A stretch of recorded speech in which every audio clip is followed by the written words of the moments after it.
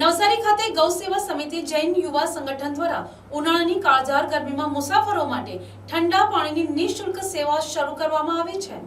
છેલ્લા 5 વર્ષથી સતત ચાલી રહેલી આ સેવા આ વર્ષે 6થા વર્ષમાં પ્રવેશી છે। આ સેવાકીય પહેલનો આજથી સત્તાવાર પ્રારંભ કરવામાં આવ્યો છે।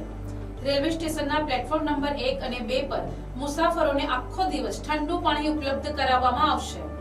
આ સેવા આગામી 20 જૂન સુધી અથવા વરસાદી મોસમ શરૂ થાય ત્યાં સુધી અવિરત ચાલુ રહેશે।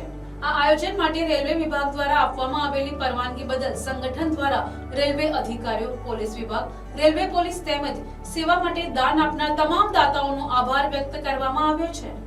ગરમીના સમયમાં મુસાફરોને રાહત આપતી આ સેવા માનવતાનું ઉત્તમ ઉદાહરણ પૂરું પાડે છે। બોલો મહાવીર સ્વામી ભગવાન કી જય।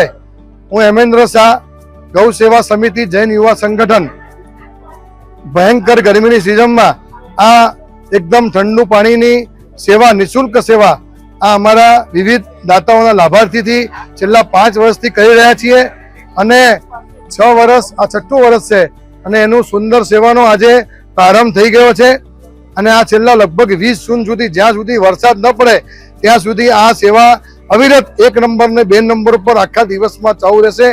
આ પરબ માટે રેલવે ખાતે પરમિશન આપી અધિકારીઓ, પોલીસ ખાતું, રેલવે પોલીસ અને અમારા દાતાઓ જે અમને દાન આપી રહ્યા છે એ સર્વેનો આ તકે અમે ખૂબ ખૂબ આભાર માનીએ છીએ। Bureau report, NTC news, Navsari.